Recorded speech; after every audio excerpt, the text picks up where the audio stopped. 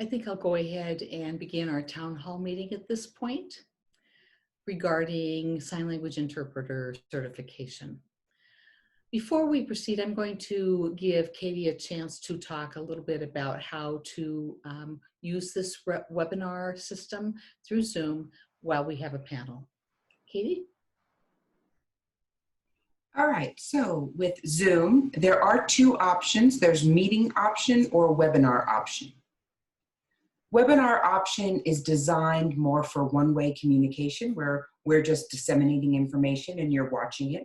It's great, but not really friendly for those of us that want to sign. It's easy if you want to just listen, but not if you're wanting to sign. So we've gone ahead and changed this meeting to a even though we already sent it out as a webinar, we're changing it to everybody's a panelist who shows up, upgrading them so that if you want to sign a question and engage, you can. However, during the presentations, we're just going to have myself, Cliff, Trish, John, and the interpreters on screen, and we'll ask that everybody else please turns off their video.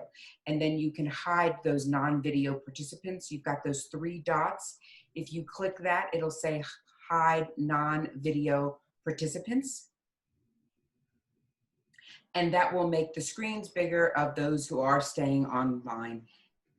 And you can see those pictures. If you want to ask a question, you're welcome to. However, please hold those questions until the end. Webinar has two ways to ask questions. You can use Q&A or you can use chat.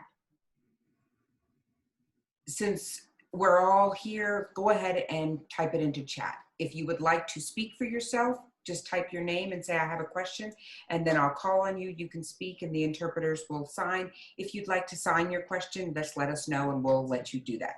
So we'll have the opportunity. I don't have to rely on me to interpret everything. You'll have the opportunity to ask your own questions and have them interpreted or signed. Ben, if you could turn your video off, please. So you should only see Trish, myself, the interpreters, and Cliff. And Cliff is noting, oh, great, yes. Okay. All right. Perfect, all right. So I think we're all set up. I will share a link for the PowerPoint in the chat if you'd like to follow along. And I'm gonna turn it over to Cliff now.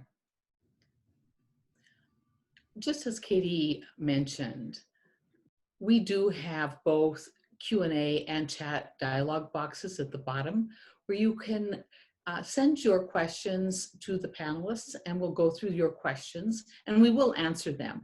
But that will be after our presentations, as Katie explained. We also have live captioning provided as well.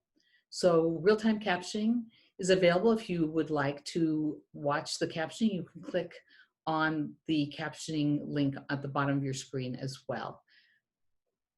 This will be recorded throughout this town hall. I'm very happy that all of you will be able to join us today and that we can all be dialoguing about sign language interpreter certification regarding validity, reliability, which certifications we should consider, and all of those things.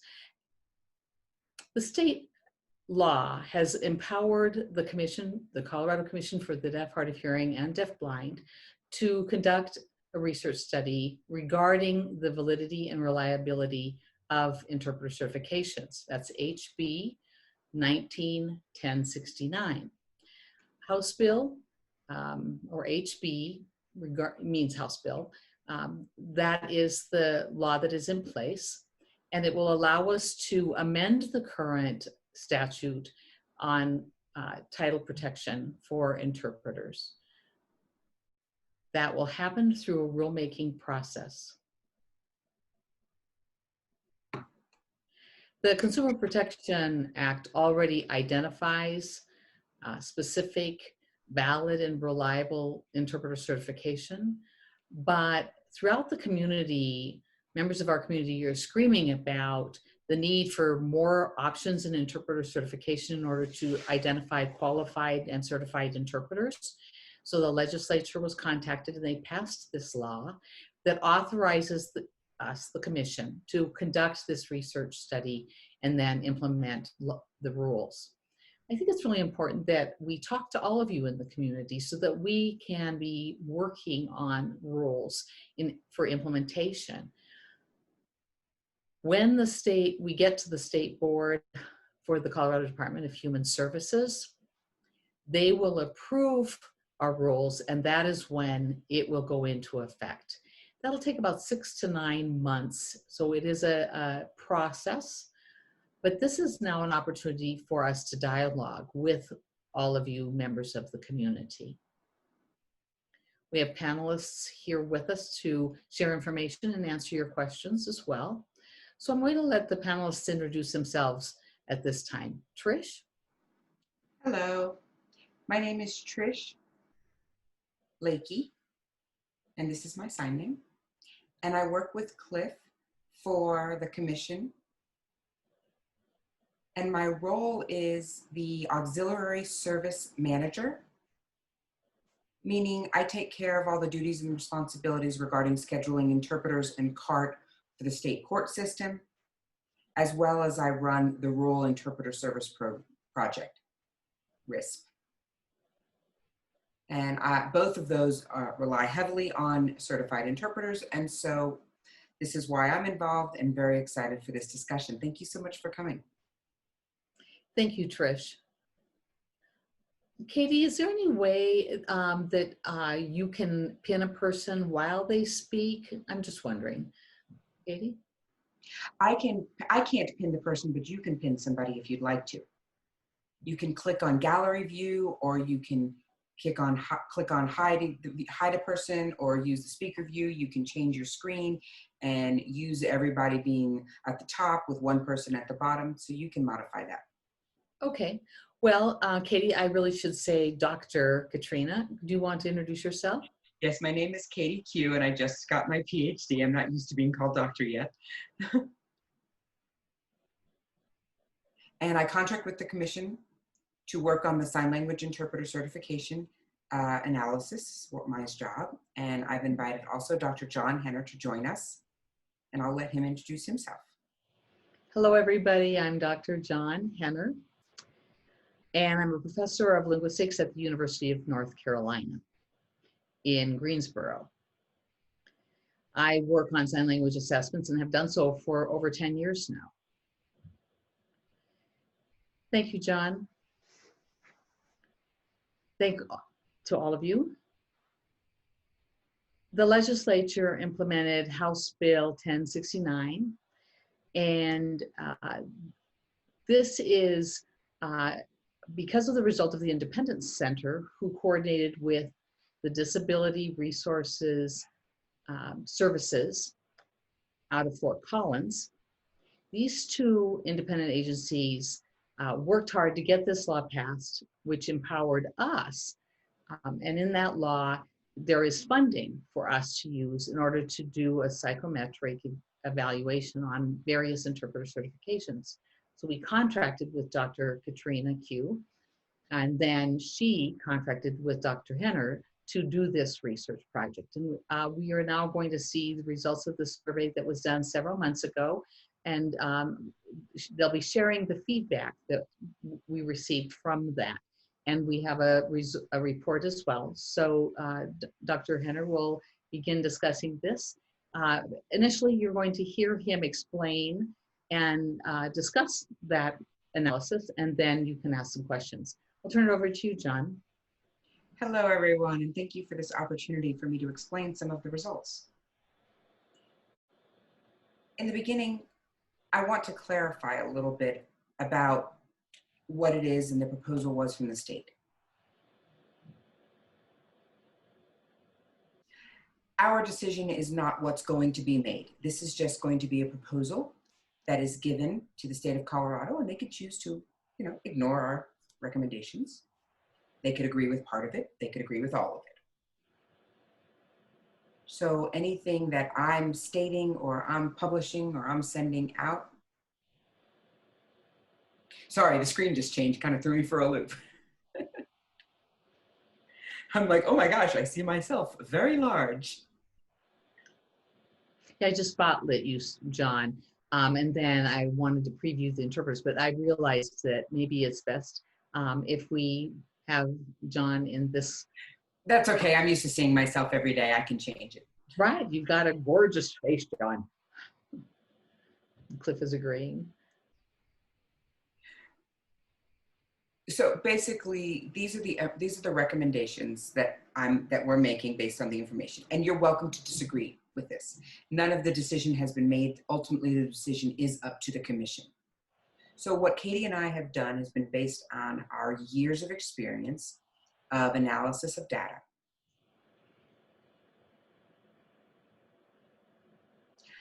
So some of you should have access to the slides. There was a link of it. There was a link for it in the chat. Go ahead and click on that, and I'm going to refer to the slides, but not actually show them.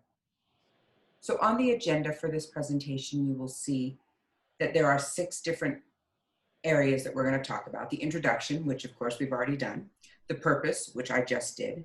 So now we're going into the methodology and our approach for this study.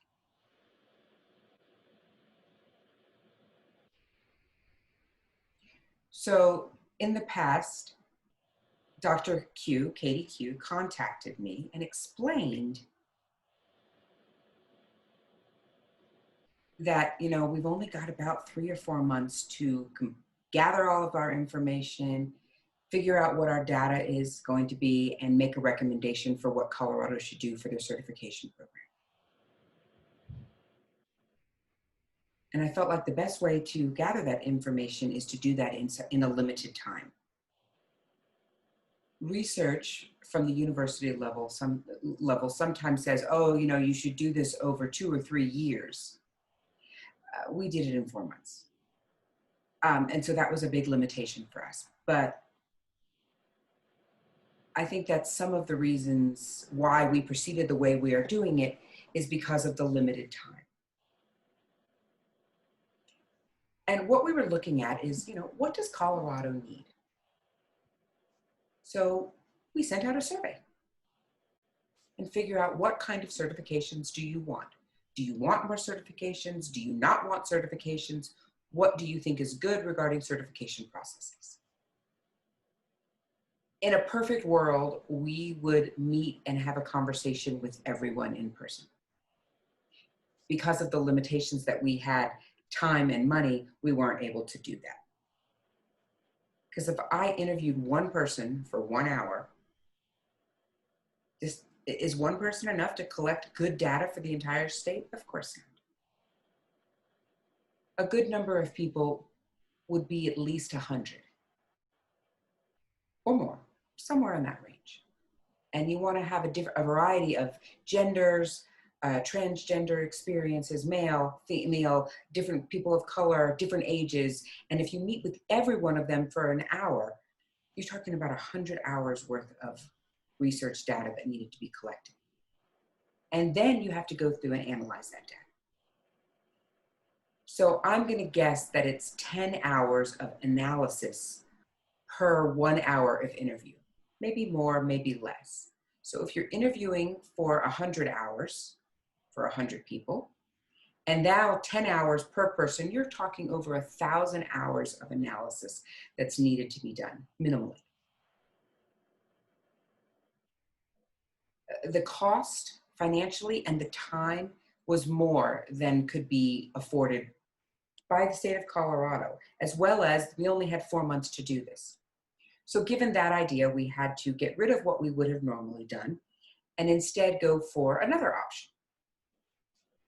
So the way that we did collect our data is quicker so that we would have time to do the analysis. So we did that by a survey. So we built out this survey and we sent it out. We got responses back from the survey.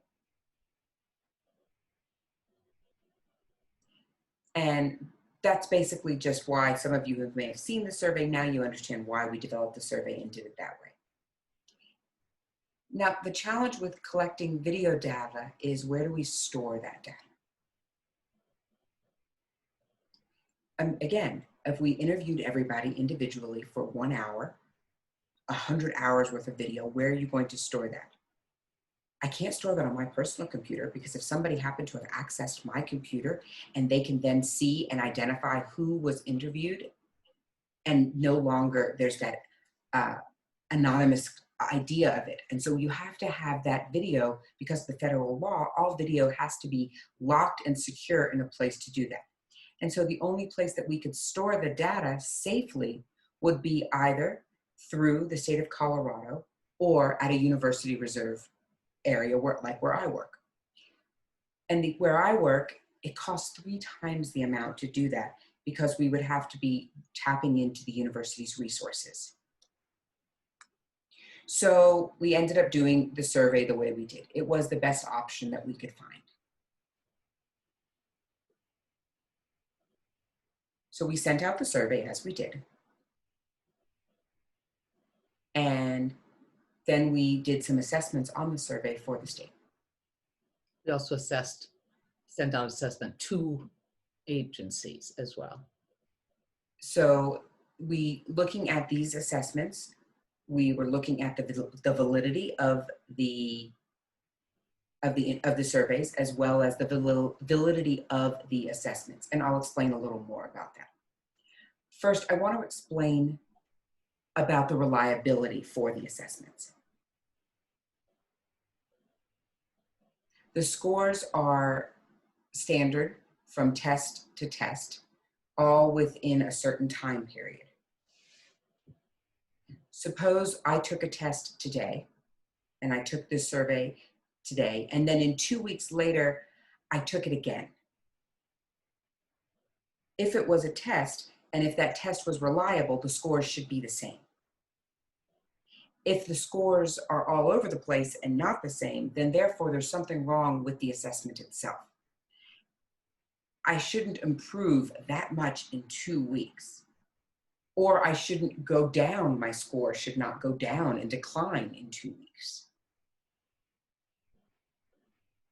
Now, more time between the initial testing and the secondary testing, that makes it less reliable, because you would assume that people will then change over a period of time. Maybe I would have gotten more knowledge about that topic that I was being tested on. Maybe I had forgotten something that I had learned information, and then several times later I was like, oh, I don't remember it, and I've forgotten it. So reliability is key, and that is something that happens as long as you do something within a finite amount of a confined amount of time. So with these assessments, if you go through a computer and you're marking onto a computer and you see like the computer only gives you the options of yes or no, and that's it. There's no discussion, there's no thinking about it. It's a computer multiple choice. You just do it, the computer assesses whatever the information it gets from those boxes of yes or no. However, people like to think. People have their own experiences. People like to make decisions. And they have their own biases. And sometimes that bias is intentional. And sometimes people think, oh, women can't. And so they'll automatically filter something out in that way. Other times it's unintentional. It's just cultural. It's the cultural reinforces certain biases. And assessment companies are aware of these types of biases. And so they have evidence that they have researched in order to help with this. So for example, so musicians, groups of musicians, typically men, they say, there's no different for who can play music. You know, there's no advantage that women have over men for playing music. So a musician would go and audition. And somebody is just scoring them as they're auditioning for the musicians. And they say that they are, but yet they're choosing men, indicating that they are better groups of musicians because they see them. Then they have a wall, they do it again, but this time they put a wall or a curtain where people are listening to the musicians, but are scoring, but can't see them. But then they're choosing the women over the men. It's not, and it's the exact same people that are auditioning both times, but it's just blind or not blind. And they ended up choosing more women when it was blind. So it was interesting. By doing it this way, you erase the bias by not seeing who was doing it. So when you're signing with somebody and having an in-person video, we know who the people are. And so it's hard to have that bias taken away and do it in a more blind way. So there are different raters, and if you choose different raters, and these raters are people that have grown up and maybe they have their own biases, they may have those biases and therefore they are thinking about that when they're making choices. And so it's important to have a variety of raters when you can see who the people are, and therefore you can control for some more of these biases.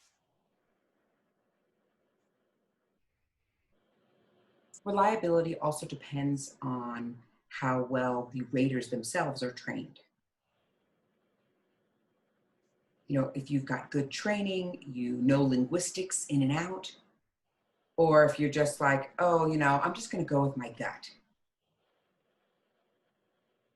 The challenge with depending on your gut is that our intuitions are based on our experiences. And if we haven't been exposed to different types of signers, whether you've been, you know, because of oppression, because of age, because of community, and you're like, oh, that sign's not right. I've never seen that sign before. Well, that's a generational sign. And in that community, they use that sign. This is, you know, this is a sign that is used for this community. And if you don't know it, you'd automatically be like, oh, well, that sign is wrong. But if you have a good group of raters, and they have what you call an agreement, meaning all of them have agreed about certain things. For an assessment, you're looking at a certain number of agreements in order to initiate a percentage. So let's say it's 70% or above. If all three of the people give you a 70%, you know, or above, that's great. If one person doesn't agree, then that's 33%. So having to have that discussion about them with that agreement of it.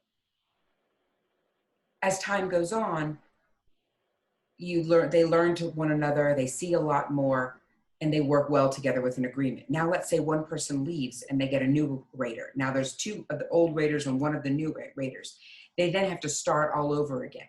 They have tons of assessments that are needing to be done, but we want to make sure that those assessments are still going to be evaluated reliably. So therefore we had to, in order to do this, we had to ask for rater information and rater data. We can't just trust a company that says, you know, we have 70% agreement with our raters. Okay, well, we have to see patterns with this. So we had to ask the assessment companies for those information. Secondly, it's called validity.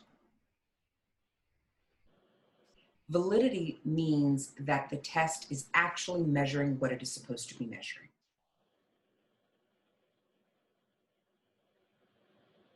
Think about a scale. What's the purpose of a scale? A scale measures mass. If I have a scale and I put a bowl on it, and there's breadcrumbs that I put in the bowl, and I weigh it, that should tell me the amount of breadcrumbs or the mass of breadcrumbs that's being evaluated on that scale. If I bake the bread, and that number was, and the mass of that ingredients was wrong, my bread won't come out right. Well, it's because it's condensed, and it's, you know, maybe it's condensed, or it's too dense, excuse me. And so therefore it's because maybe the flour amount was incorrect, and it was because of the measurements. Now let's say I put 3 scales together, and each of them have a bowl, and I pour in 100 grams into each of these bowls. They should all weigh the same. And every time 100 grams, the scale should be the same. Therefore, that's a valid measurement of mass. If there's a variety in there, then something's broken. Testing is the same way.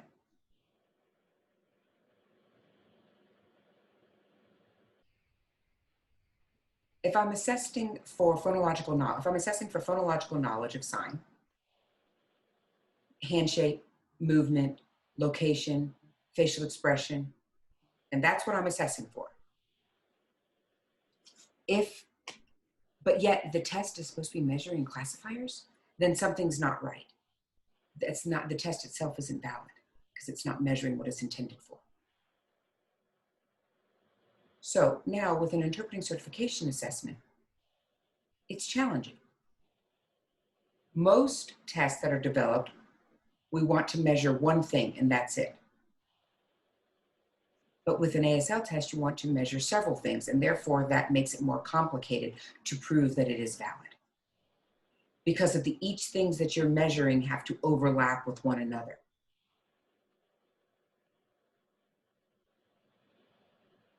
If I develop an interpreter assessment and I'm measuring sign skill, or am I measuring translation skill? Which would be the right thing to measure? Maybe somebody is terrible with production signs, but they're great with translation. So it's like, if you have one but not the other. So you've got your ASL skill, I'm measuring that and the phonology of the ASL skill, but then there's the syntax and there's the morphology and there's the phonemes. I mean, there's all of those different parts of it. So where am I supposed to be measuring?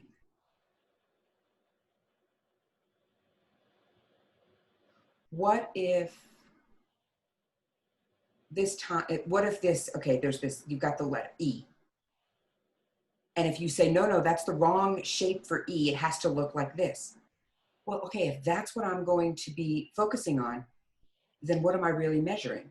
Am I measuring that one letter and the intricacies of that one letter? So for certification assessment, it's very difficult for us to separate that because, ASL, translation, it's difficult. For us, a lot of us haven't figured out how to separate those two.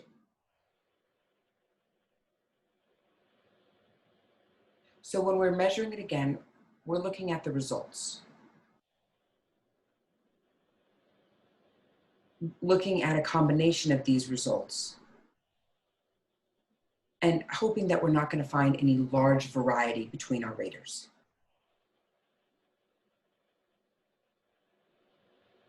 Another challenge with validity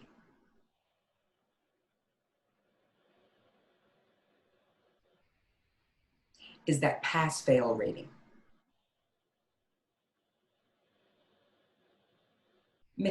Many people look at the assessment and see a high failure rate and say, ooh, it's a tough test. From an assessment development perspective, a tough test is not always a good detail. If you say it's tough to pass, is it because of the training or because of the assessment? And the training and the assessment are not aligned with one another. So if only 30% of people that take the test can pass it, then we're not training people properly.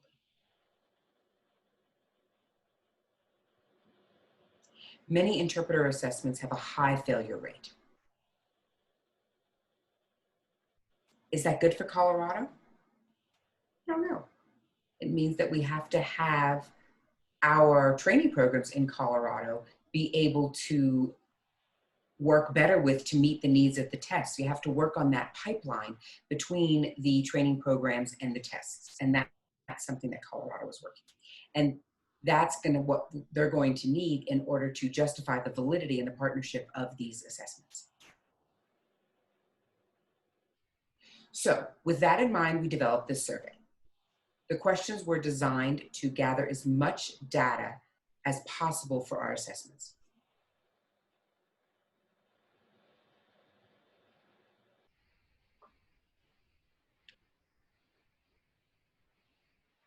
So to get me back on track here.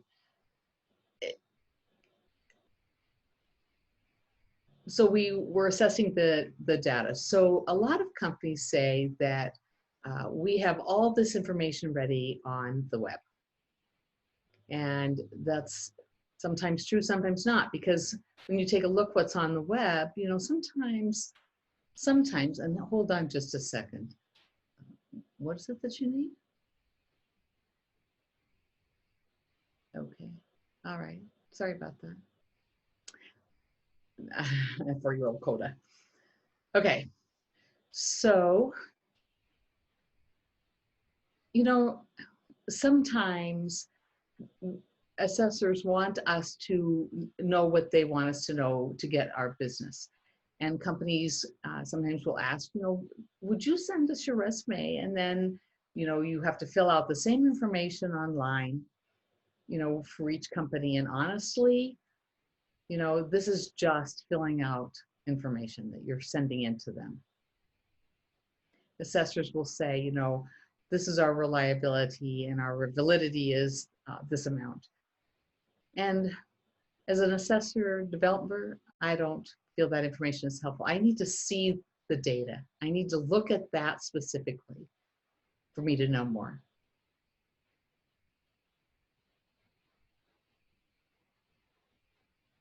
So Dr. Q and I spent an awful lot of time talking about what would be the best way for us to develop our assessment with this limited time frame in mind.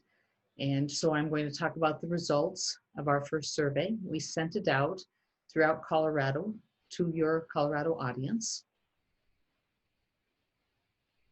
And so the very slides that I have will give you some of that information. We want to take a look at the slides. The slide that says descriptive.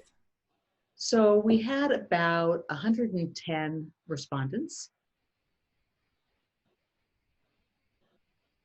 And first of all, they had to admit that we had to admit that we were going to assess the data and that they had to be from Colorado. So some people answered it, but they weren't willing to say that they were from Colorado. So some people we assessed were not Colorado residents. We had to eliminate them. And when we got done to the people who were unwilling to admit as a resident or were not residents, we ended up with 94 participants, which is a good number. And we found it interesting because of the people who live in Colorado, many of them live here for a long time, and I think they know what the needs are in terms of interpreting. And so you're very fortunate from that perspective. About 85% lived in Colorado for at least 12 years, which means that they have a rich knowledge of Colorado history and the community's needs.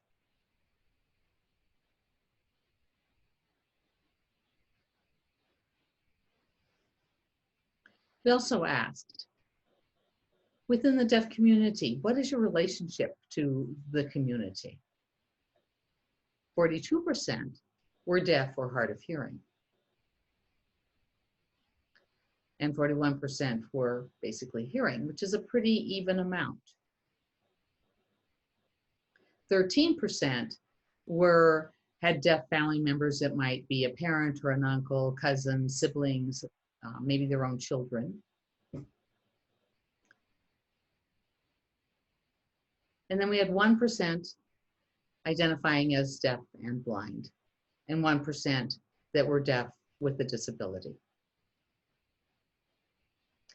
I find that disappointing. I wish that there were more respondents who were deaf and blind. And that information, I think, would be very supportive, you know, for what is going to be happening and serving their needs. But we can only assess what information and data that we get.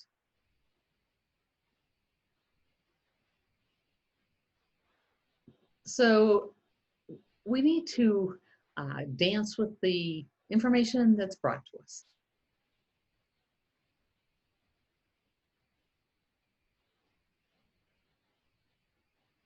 So when we take a look at the pool of respondents, we asked if they were interpreters or not.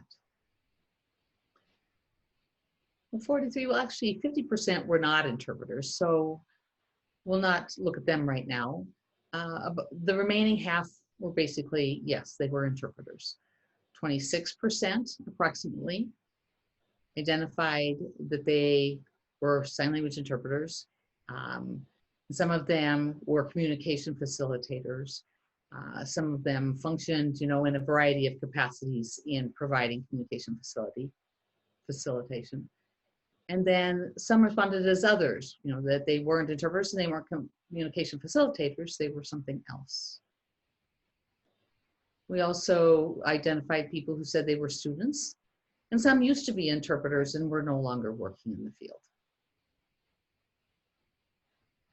Some provided support services. They may be SSPs.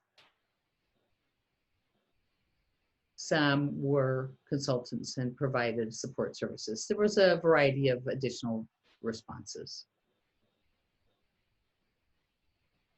We also asked about what type of certification they held. And there were basically 50 options. There really were like 50 options.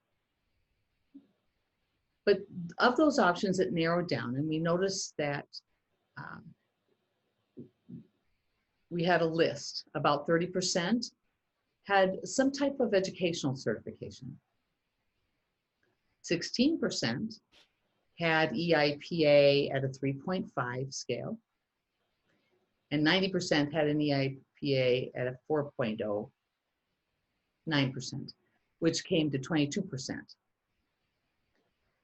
of EIPA certification. Those are pretty high numbers, actually. 14% had the educational certification K through 12.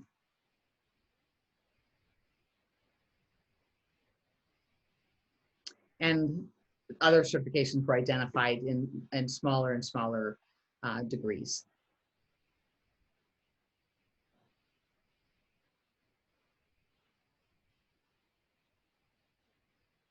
So we asked some open-ended questions, and I'll select some of them, but I will just discuss some of these questions.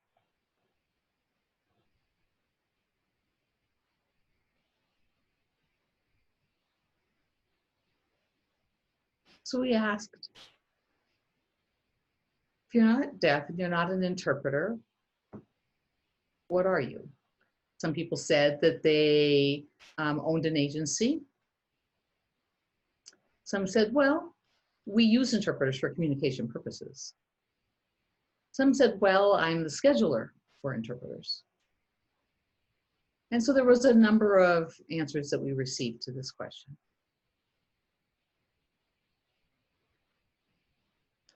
We opened it up and said, what do you think that Colorado should do regarding certifications? What do you think? 82% said they would like to see more certifications added here in Colorado. 10% said, just leave it as is. 7% said, take RID out and replace RID as an option. Many people wanted to keep RID, but they wanted to expand the options for certification. That 82% is a large number.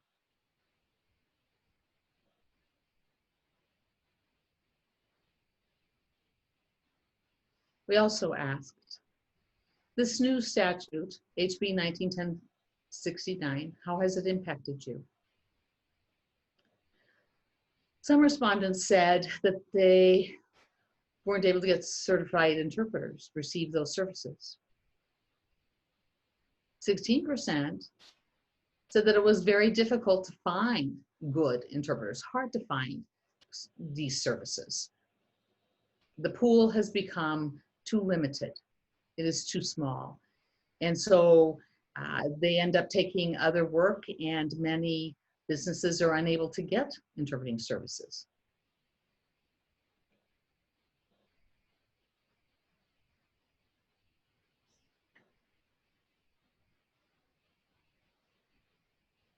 We asked further information. Some said that they were certified but said that they were not certified, so they couldn't find employment. Some said that as the pool has become smaller, that interpreting services are just too expensive. If there was a larger pool, then interpreting services would be less expensive because of competition. Some said that it's not impacting me in any way at all.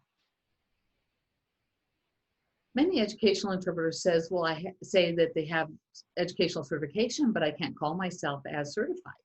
And we're unhappy about that situation.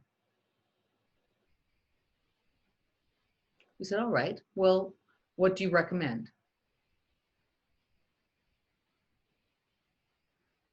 Many said, provide more certifications, provide training.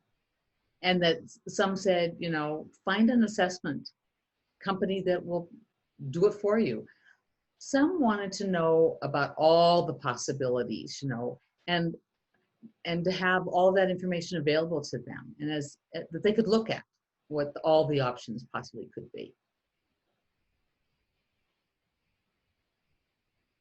We asked, should we keep the RID certification? And 60% said yes.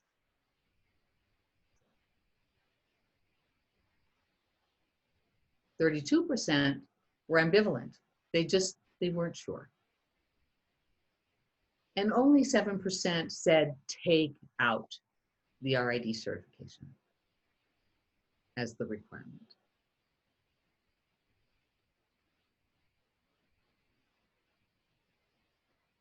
So, should Colorado add more certifications?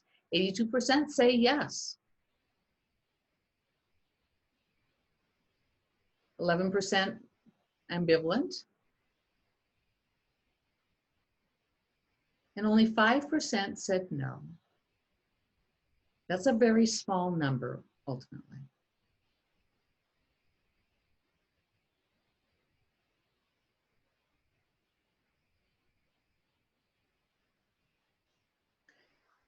So, final comments are really from all of you. What is it that you all want? Many people said the BEI, perhaps Utah, and some respondents did say the EIPA. Well, okay, that's fine. So we also sent out a survey to assessment companies, and we asked them for information. And only 2 companies responded back, only 2. And that was the BEI and Utah. And those were the only 2. So the educational assessments like the EIPA, we can't suggest the EIPA because they didn't respond to our survey. We have no data in order for us to determine whether that's appropriate. The BEI and Utah did respond, I would say, about halfway.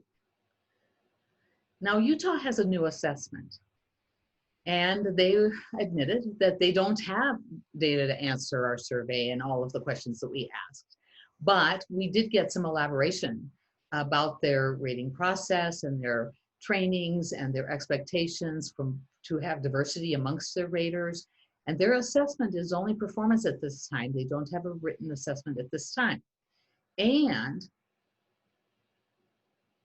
a knowledge assessment is going to be provided after they assess for performance. Now, we think that that's a wonderful way to provide this service. Now, the BEI has been in place for many, many years. It has a long history. And even though they didn't provide us data, we asked them to give us further explanation, and they took the time to explain a bit more about their assessment. And they are willing to work with us. So, based on this information, we recommend that Colorado consider the BEI and Utah.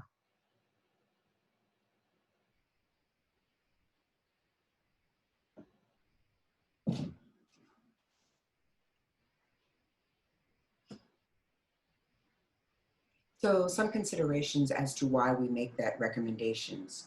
There was also the option of Colorado creating their own certification, and that is not a recommendation that we made. The reason behind that, it takes a long time and it's very expensive to have certification of that, just to make a certification program for evaluations.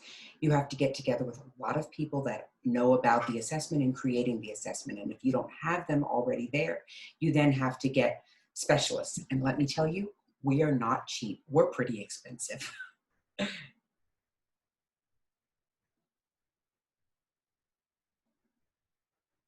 And then you have to think about what it is you're wanting to assess.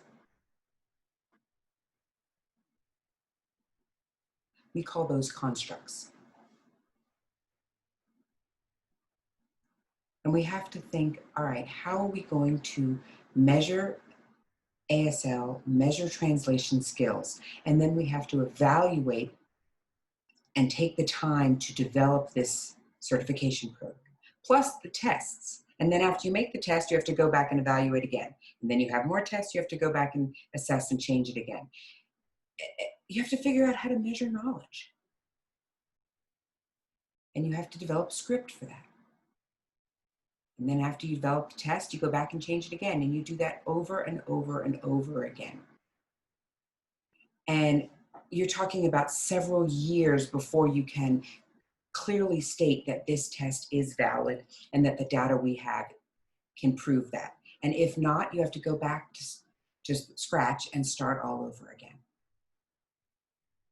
It'll take 5 to 10 years for Colorado to really have an up and running valid system of certification assessments. 5 to 10 years, a long time, and it costs, I'm going to say, close to or over $1 million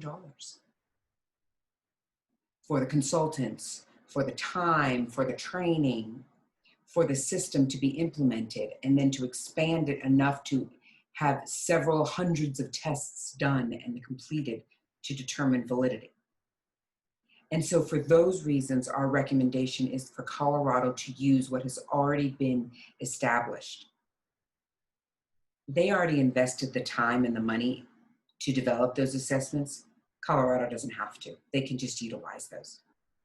There is some risk. You know, you go on, let's say something happens and that test no longer is provided or it doesn't meet Colorado's needs anymore. But again, you have to weigh the costs and the time of redeveloping your own.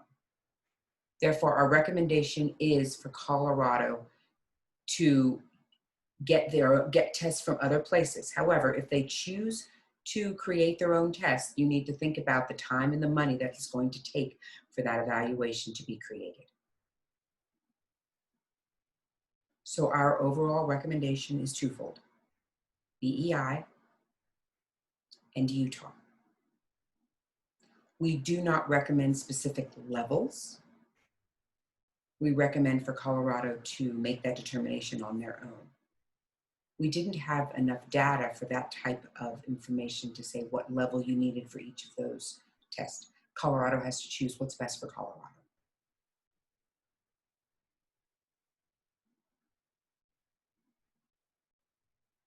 Well, that's the end of my presentation.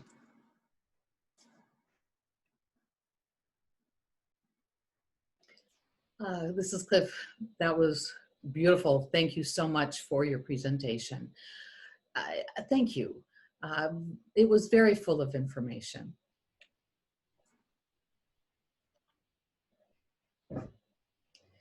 I would like to pass this on to Trenton Marsh so that we can get further information about the Utah certification before we proceed with Katie and answering some of the questions. Trenton, do you want to go ahead? Hey, everybody. Sure. I just came on board. So hello.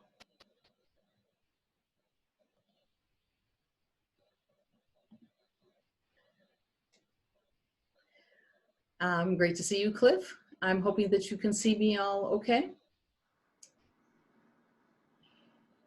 Cliff, can you see me okay? Katie, did you make a comment about it? No, I was just asking if you could see him. See him.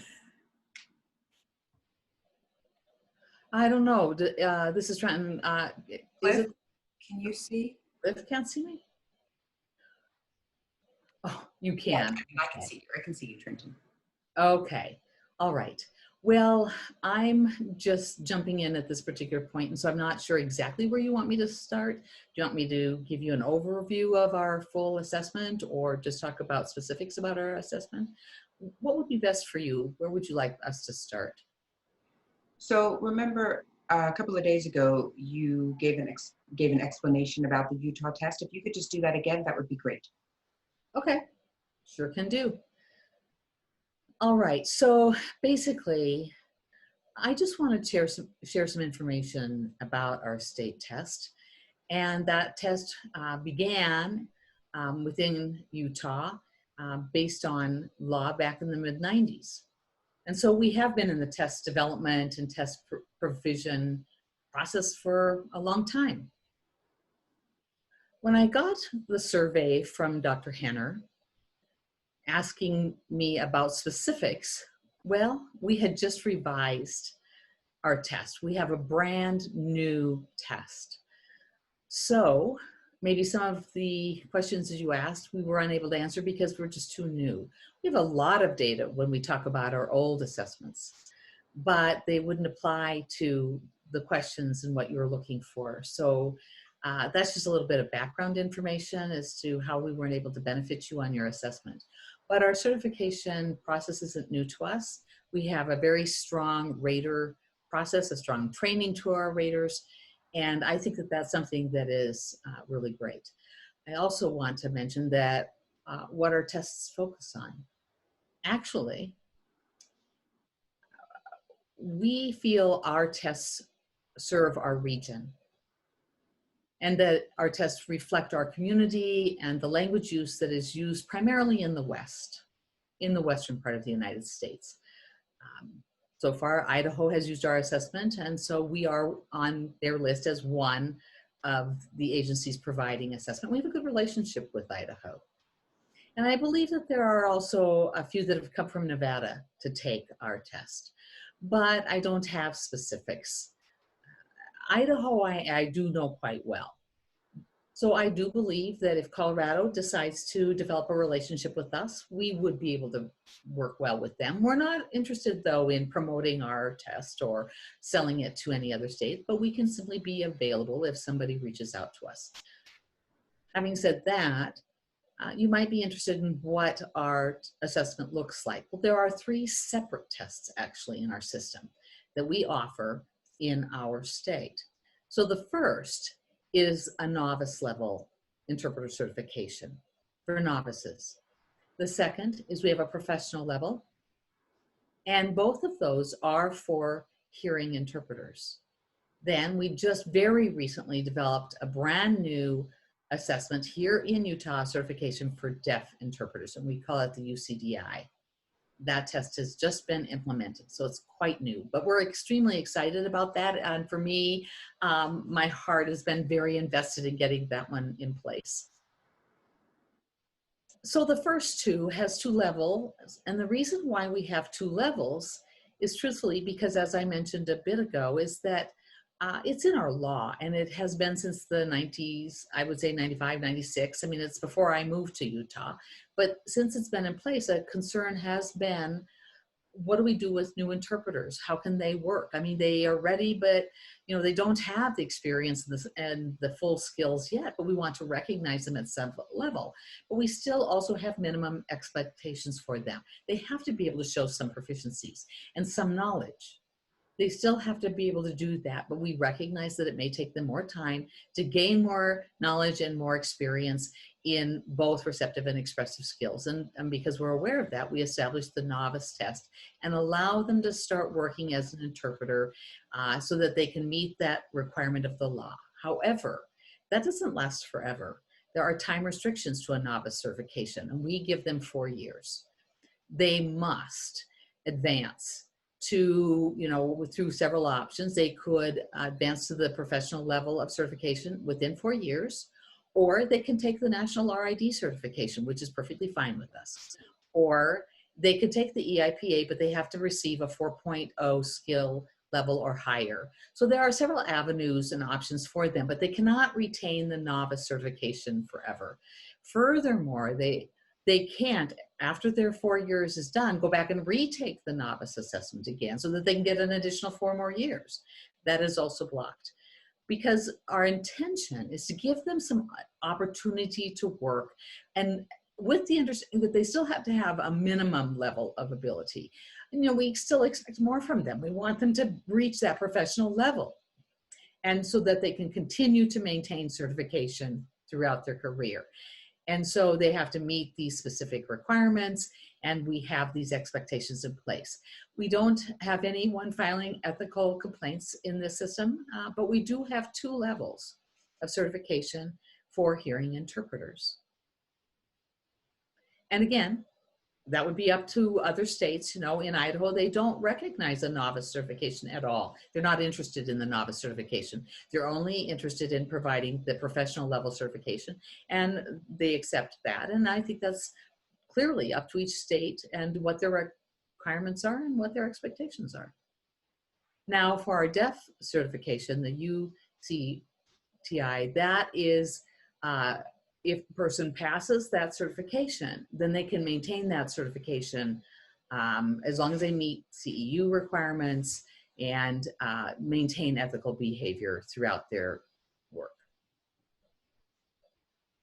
That's the type of certifications we have. Like I said, we have 3. And those are also what we might offer. I mean, within Utah, we also recognize RID, we recognize other assessments, but we only say that this is what we offer within our own state. Now, if I discuss the process, there are really 2 parts. There is the knowledge component that they have to pass, and there's also a performance component, and both then mean a person is fully certified. In our state, however, you don't start working with just one. You can't finish just one component and begin working. There's no such thing as being pre-certified. We don't have a pre-certification level. You have to pass both components in order to become certified and work. Now, for that reason, I mentioned that because Cliff had asked me a question, and I'm going to respond to that again for those of you joining us today. Our process is a bit different.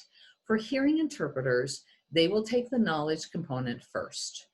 And the knowledge assessment incorporates 100 questions. It's done on the computer, and it's multiple choice. And so they choose their answers, and that's basically that knowledge assessment. And actually, novices and professional level, whichever track that person takes, they take the same one knowledge assessment first. And then they can decide which performance test they want to attempt. Okay, that's for hearing interpreters. Now for the deaf interpreters, that test is flipped. We start with the performance test first. And if they've passed the performance assessment, then they can take the knowledge test. And that knowledge test is also different. That knowledge test is not 100 multiple choice questions. It is indeed computer-based, but it's done through ASL videos, and the questions are asked in ASL. And then when they're ready to answer, they videotape themselves providing their answers in ASL. So that is a very different format, and I think it's new for us, and I think it's a new approach. I have not heard anyone, and for no experience hearing that ever being done anywhere, but we decided to try this approach. The other thing that I forgot to add, that I think will also benefit you that I didn't add before, is that the knowledge test is all in, they have a practice test. They can test out how this whole system works, get a sense of how the testing looks like before they actually sign up and actually pay to take the test. And that practice test is free, and they are not scored, but they do get the experience of what the testing process is like. And that's also true for the performance test. For all 3 assessments, for the novice, professional, and for the UCDI, they all have a mock test available for them so that they, so that they get a sense of what it looks like. And the experience is the same, and they're more prepared to take the test. There's warm-ups. They get the exact same processes they experience. There are stimulus materials available. Everything looks the same, but the mock is also free. So we let people experience what the testing and expectations are. No score is given, no feedback is given during the mock assessments, but it gives them an experience with the process. We do share that work, with a mentor, and they can meet with a mentor to talk through that mock assessment, but there is no formal ratings or any score provided for mock assessments. And that's something I hadn't mentioned on the earlier town hall. But I think that there was a chat question. Maybe it was, did you all see that? Yes. Pauline? So, yeah, so there's a question there asking about whether or not there's going to be a novice test for the certified deaf interpreters and if that's going to be evaluated or not. Yeah, I saw that you were asking a question, Pauline, but thank you. No, there is no novice level for deaf interpreters. And actually, we had quite a conversation around that possibility, but we simply feel that, it just doesn't seem to fit. It doesn't fit, what our practice and experience has been thus far. Often deaf interpreters, when they come into the field, they already have experience. They're very committed. And from that perspective, whether it's a legal environment, medical environment, or if it's providing services for a language challenged individual, they are participating. And, we have very high expectations for interpreters right from the get-go. So we expect, and I think our design and our assessment, it's not impossible, but it is challenging. And I think it does reflect the realities of how deaf interpreters are involved in the profession. I mean, it's pretty significant. So no, we don't have a novice test, but the UCDI is immediately noted as a professional level. And in that test, we believe those who pass can work in that professional capacity throughout their careers and then can continue to professionally develop and get CEUs. Does that answer your question, Pauline? Yes, Trish. I'm curious, in Utah, there's no college requirement to take the test, correct? For BEI does have a 2-year degree college requirement. RID requires a BA. So I'm curious, for Utah, what is your philosophy for not having an education requirement? I know they have to graduate high school, of course. You're right. Can you explain why you don't have a post-secondary education requirement? You're absolutely right.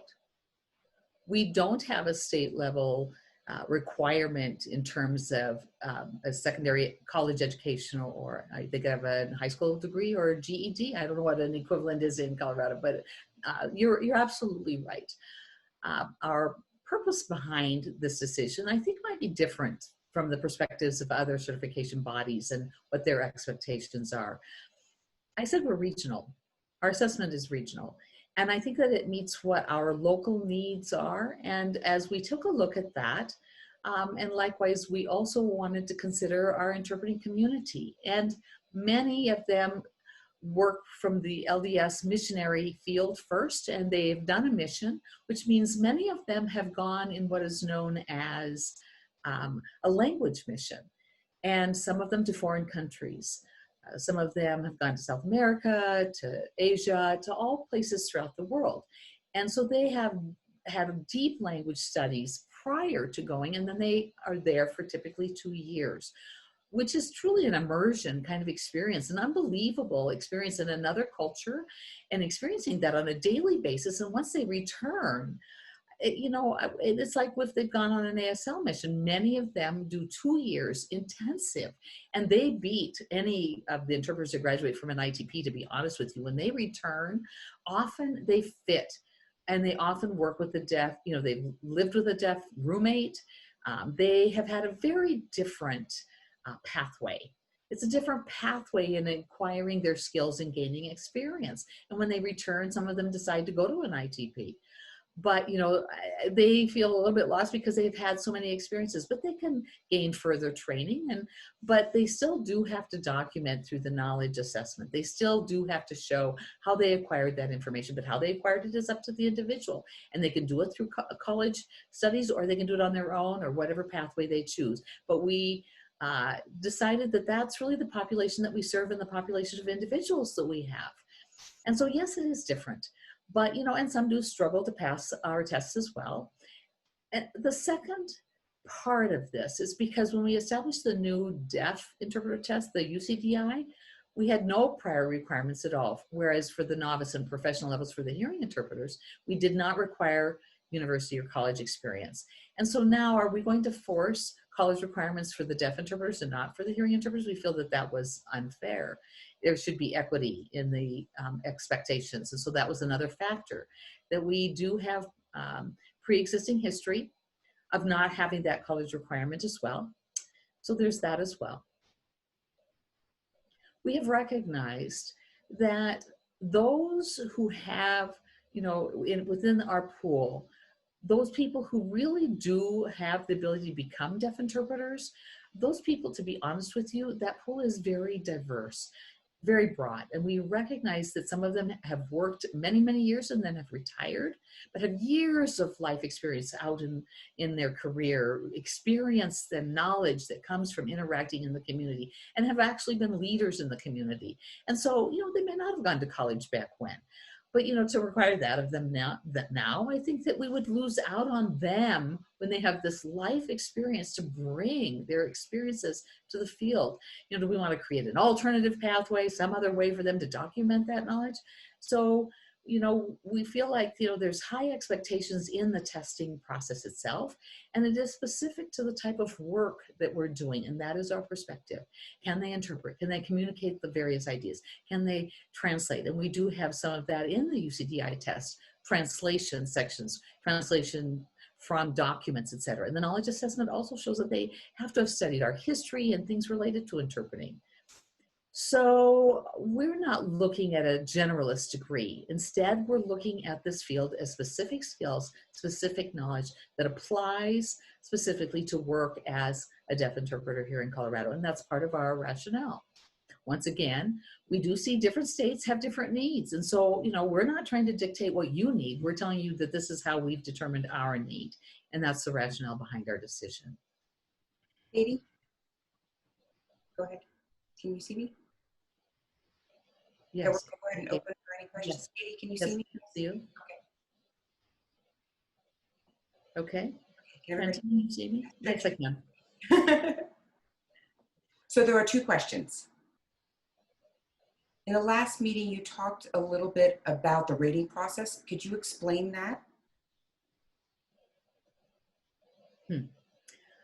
I'm trying to remember what I said about the rating. Talking about the 3-3, what it looked like, the scoring. Absolutely, I can do that.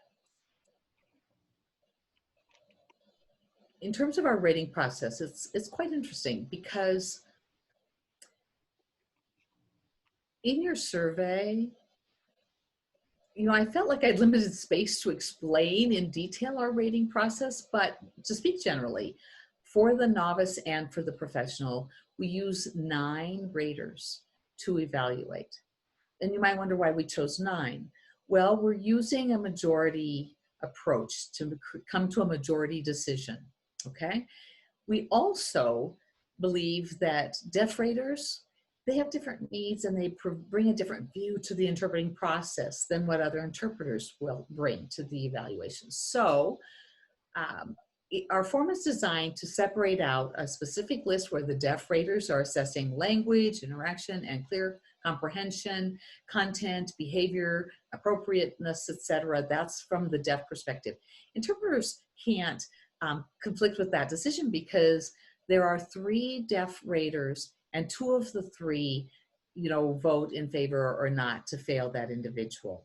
Now, the interpreting raters, they focus more on equivalency, vocabulary choice, appropriateness, concept match.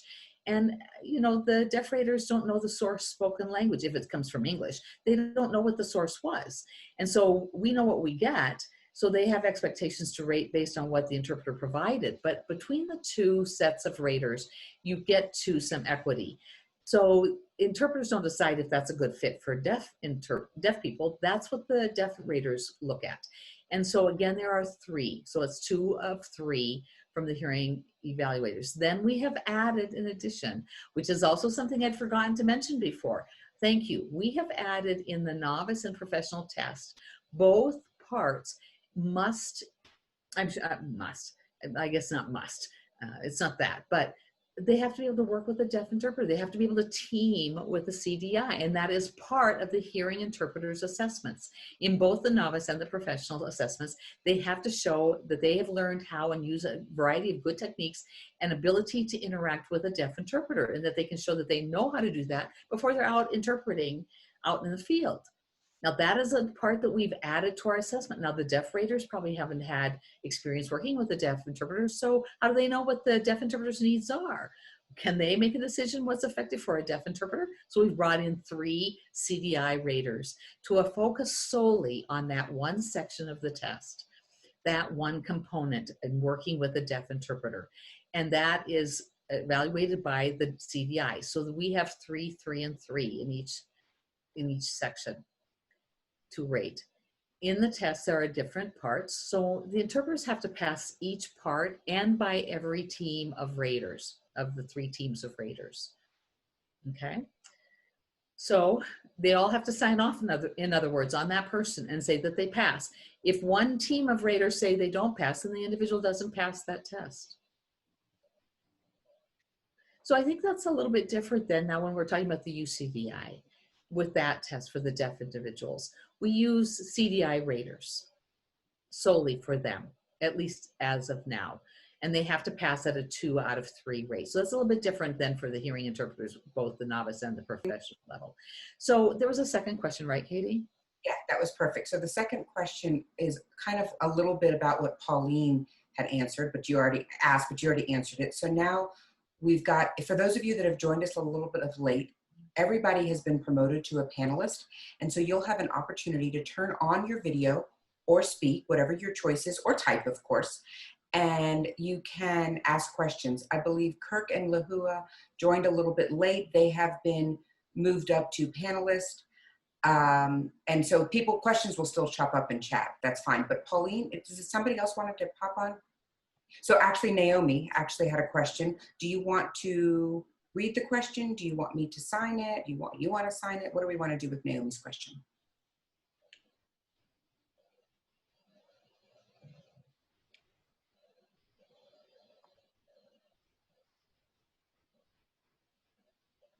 So it's already been typed there. And it says, great information, Trenton. Thank you so much. Now, assuming that the professional certification for hearing interpreters does not have an expiration like the novice does, which I really like. A hearing interpreter can maintain the professional certification.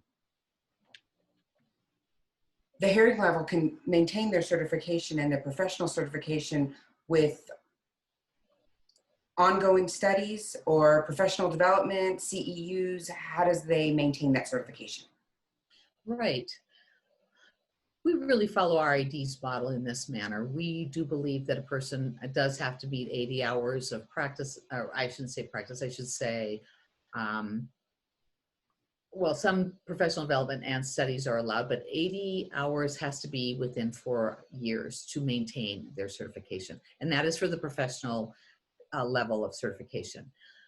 So we've followed RID's manner and copied their model. Now for the novice, it's a bit different. Our novice certification, we do expect that they do have to have at least 20 hours on an annual basis over those 4 years, which really comes to the same 80 hours, but that has to be 20 every year. And our professional certification, it's an open-ended. They can in 1 year do 10 and another year it would be 30. I mean, they could vary it from 1 year to the other, just like, you know, they go to RID conferences every 2 years. And so within the 4 years, they do a great number of CEUs and get that met in that time frame. But it's still 80 hours within 4 years. And the majority of those need to be professional studies with some general studies allowed. Okay, Perfect. Thank you so much, Trenton. I appreciate that. thank you. Okay, so next question, Pauline, you have another question. You've typed the question. It says, I'm curious, if Colorado decides to use the Utah process, will Utah be able to handle the high volume of new interpreters being ready to be screened? Pauline, that's a great question. I really have to admit, I do have a bit of concern about that, honestly. I mean, we're just going to have to see what your numbers look like.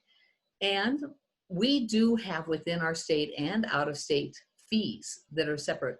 They're not the same fee. We do charge more for out of state applicants. And our rationale is because we spent a great deal of money developing it to meet our state needs. And, our legislature provided that money to develop the tests. And, so for those of you from out of state, we're just charging you a bit more for our assessment. But that higher fee is not to prevent people from taking our test. It's to make more fairness in terms of, the costs of test development. And, can we handle this high volume? Colorado is a big state, in comparison to Utah. We're an extremely small population here. Utah has a small population. So, that could be of concern. We may have to set some limits or maybe a certain number of out-of-state applicants per month, or, I'm not sure what the criteria might be at some point. I'm really not certain. But yes, that is something we're going to have to take into consideration. No question about it. Thank you. This is Pauline. Thank you so much, Trenton. I appreciate it. Good to see you, Pauline. You too. So the screening to the results, what is the time frame? How long does it take between that?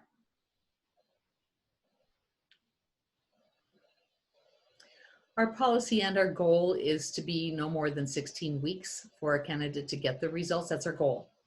And we've been providing results faster, but our assessment is new. And so we've already experienced some struggles and made it within that 16 weeks, but technically that's 4 months, right? And we're striving to keep that no more than that, if possible, less than that. Great, to thank you so much. their results. Sure, thank you. Okay, I see there is a question next from Jenny. Did you want to pop up and ask your question, or? Sure. And I don't know if everybody can see the chat either. Trenton's asking.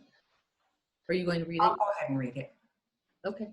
So it says, would Utah be willing to have test sites in Colorado or have the capacity for something to be videoed and sent to Utah, or would somebody have to go to Utah in order to test?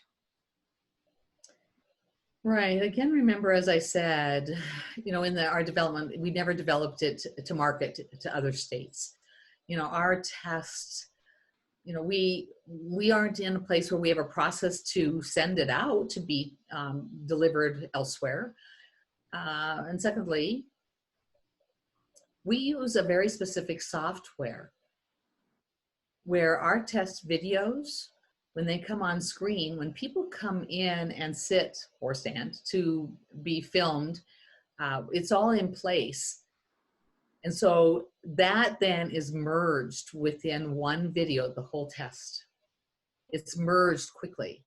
And then that can be immediately sent to raters so that they can see both the interpreter and the stimulus, the scenario, all in one. And that's because of the particular software, the computer setup and everything that we have that merges both. So I don't see how we could set up a temporary testing site elsewhere.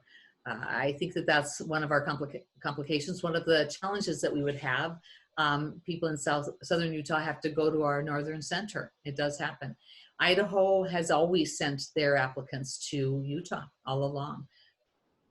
So we don't have the capability of having the test be delivered elsewhere or sharing that, having, people come and having those, maybe, I don't know, maybe videos could be streamed to us later down the road. Jenny says, thank you. All right, is there any other questions that anyone has for Trenton, or any questions in general for anyone on the panel?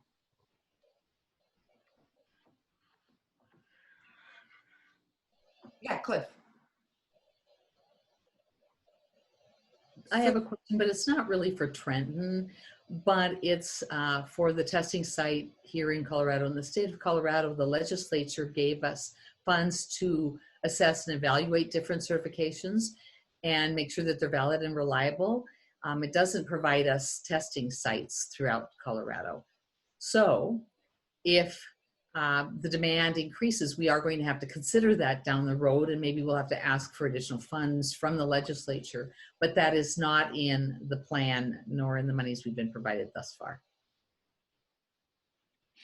Hi, this is Trish. So I'm curious, Trenton, how many tests do you typically do every year for the novice, the professional, and now the CDI? I know, of course, the UCDI test is new, but in general, how many tests do you provide each year?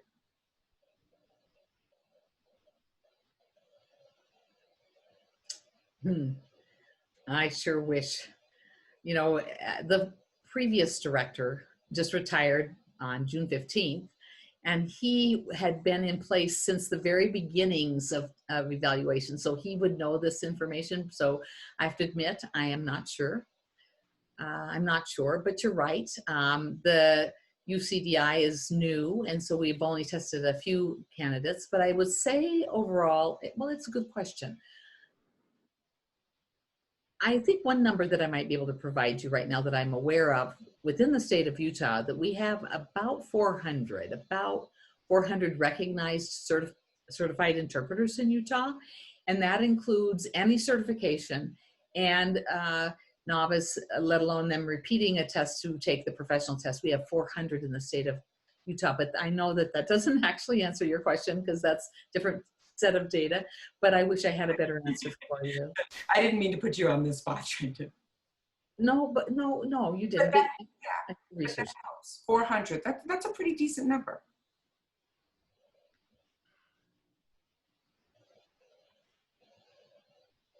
So you have more certified interpreters than the state of Colorado has. We have less than 400 certified interpreters utilizing RID. So it's interesting. Yeah, that's with RID. I've given you the number for all. They're not 400 RID certified. And some of those numbers come from other tests. See, it's hard to get to 400 RID. I see. I get it, that that's a difficult goal to attain. Yes, very true. All right, so for the audience, is there anybody else that has any questions for John from his presentation, for Trish, for myself, for Katie, for Trent? Anybody have any additional questions? Katie, do you see any additional questions? No, I don't, but Pauline did say thank you, Cliff, a bit ago regarding the fact that Colorado doesn't have a method for establishing test sites currently, but that's all I have right now.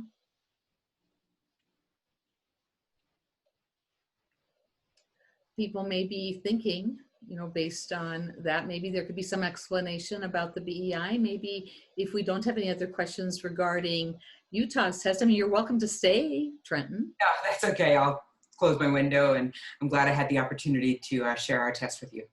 Yeah, thank you so much for joining us again on Saturday, Katie said. Okay, so. Trish? Yeah, so this is Trish. I can give you a little bit about the BEI. I don't know in depth. I don't know everything about the BEI, but I did a little bit of research on my own to figure out how it works, what it looks like. So the BEI has different types of certification. That test offers, it's a test for Texas. It is older than RID, actually. It's been around longer than the RID test.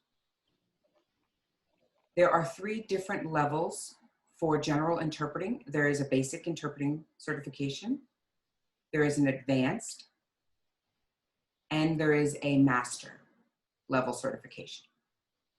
And that is the BAM, basically, basic, advanced, master. If you want to become certified, you must start with the basic test. If you have no certification at all, you must start with the basic test.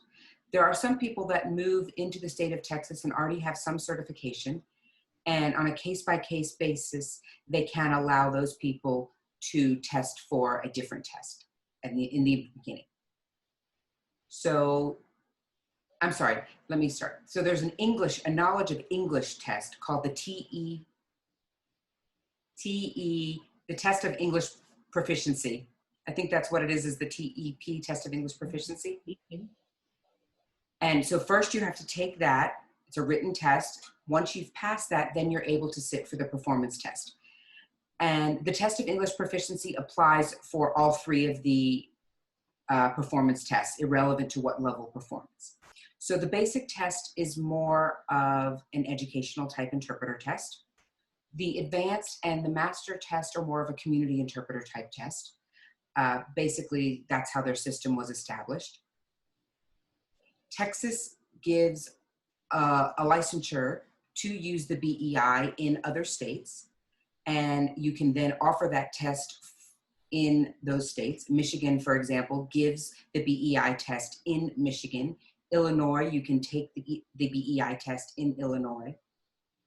Missouri also allows that and has testing sites there. So that is something that Colorado could look into if it is something that we are going to utilize the BEI test and we want to talk and being able to get by usage of that test to use in Colorado. Otherwise, Coloradans will have to go to Texas to take the test.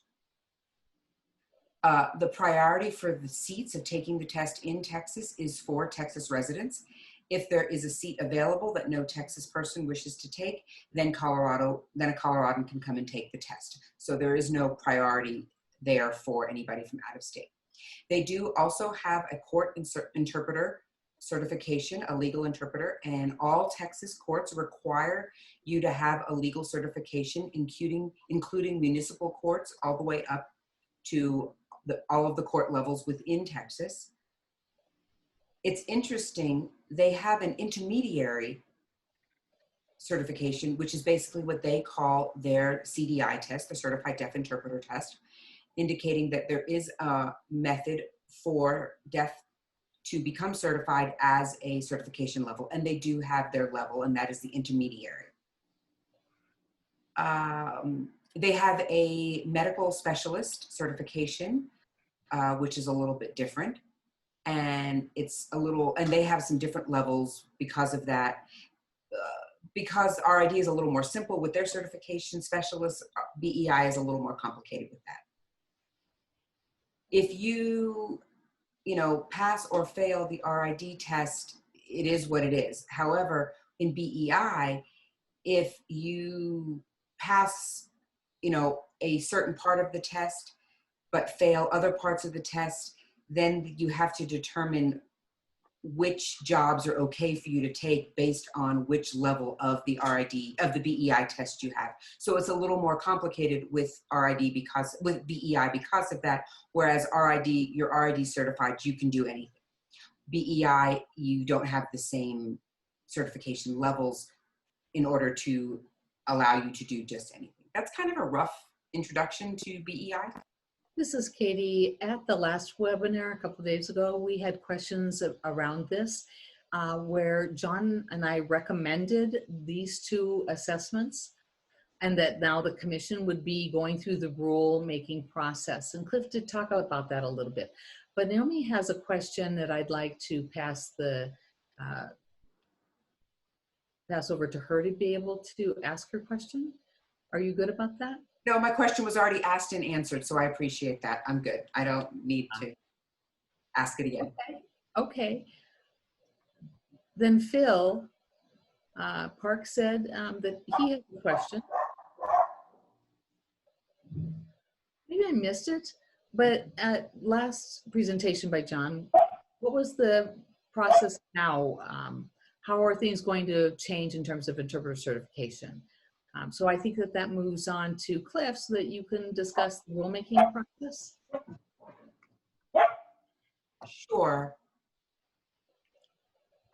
At the beginning of the webinar, we talked about the rulemaking process, just briefly about the State Board of Colorado and the Department of Human Services, that they will look over the recommendations that we are making and then make a final decision. So we still have to go through that process with the board together. There are 2 hearings that we will have. The first will allow for community input and community comments and considerations for the recommendations of whatever recommendations are made by the board or to the board for their considerations. And then they will tweak at some point what their recommendations are. And then the second hearing will be whether or not the recommendations are adopted. And that can take 6 to 9 months. So this webinar is the beginning of that process. In the next month, through the next month of August or so, if I can do the math right, I'm guessing 6 to 9 months from there, I would say spring of 21 is when we'd be ready with a new plan. We have a committee in order to help develop what the rules are going to be. It shouldn't be very complicated. It's just identifying which certifications that we are going to recognize in Colorado and give that to the board.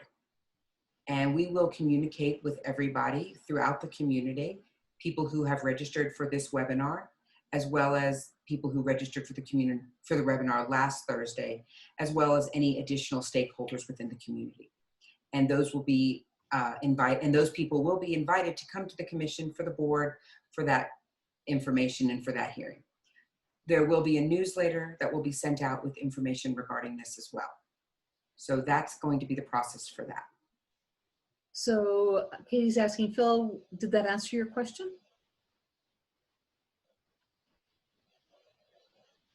Okay, awesome. He said awesome. Thank you, Cliff. Naomi has come on again, so I'll turn it over to her. Okay, I have another question. I'm curious, do you know how many people went to the first webinar for the first town hall? Just curious how many people have participated in the first one. Let's see. This is Katie. 89 people registered.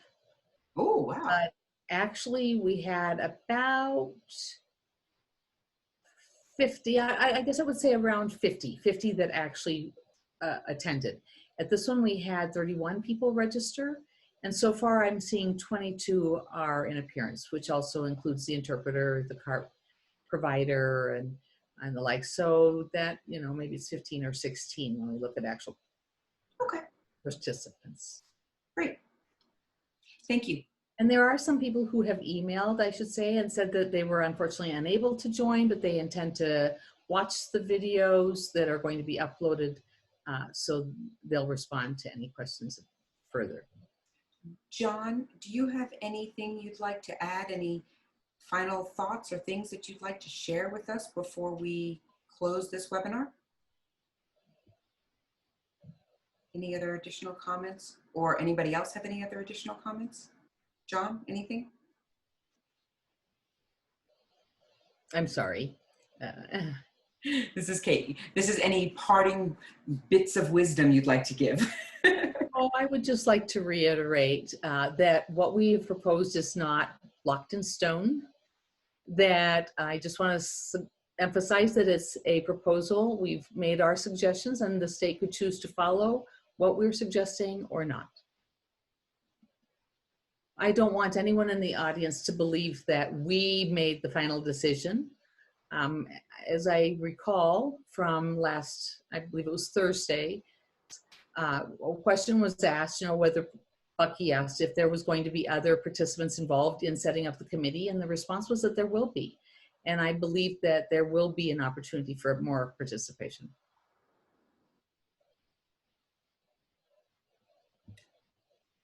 So this is Katie. I really appreciate the committee giving opportunity for outside expertise to help develop and make responses and recommendations, and having some external input for this, I think, helps us to develop a good thought process of what we should do and how we should recognize all of the different stakeholders and what their needs are, what Colorado's needs are, and what's going to be the concerns going forward.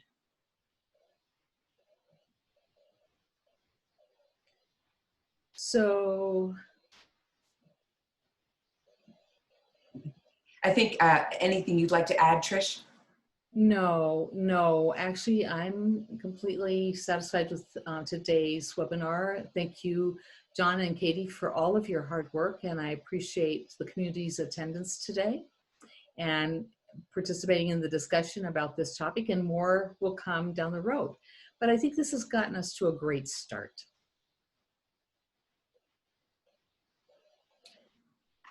So also, I just wanted to add, if you would like to see a full copy of the report, please reach out to me, Katie.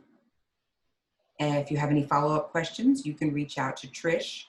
I'll type in the email addresses in the chat. We have recorded this webinar, and we recorded Thursday's webinar, and both of those will be uploaded. If you missed or you want to watch again, or you're curious to see what happened in another webinar, you're welcome to do that as well. This is Cliff. Thank you, everyone who has participated in today's webinar, this town hall. I have to tell you that it is extremely a hot day outside today. So you're being willing to join this town hall on this topic. It really shows how much support there is and interest in wanting to see us improve our system in providing qualified interpreting services for the future. Thanks everyone for all of your time today. And with that, Katie, unless there's any last minute questions that have been submitted. Yes, thank you so much for working on our behalf. I really appreciate both Katie, you and John, and Cliff, thank you, and Trish. Thank you. So I've typed, this is Katie, I've typed my email in the chat. If you have any questions, you're welcome to reach out to me. Yes, and put John's email address in there as well, Cliff is saying it's good to see you around. I'll see you around somewhere, whether it's virtually or in person. John, you want to, did I type your email address correctly? Yes, Okay, you did. That's why I just want to make sure I didn't forget something. All right, there are no additional questions I see.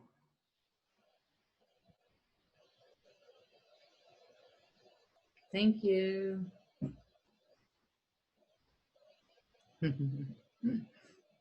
Thank you so much to our interpreters as well. We can't forget the interpreters. All right, take care. Bye-bye. Bye. Bye, everyone.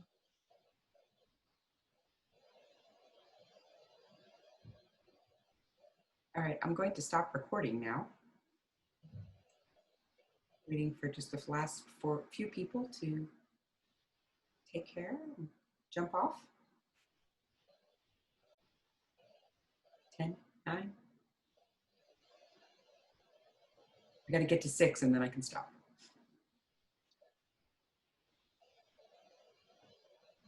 Yep, I see the numbers shrinking.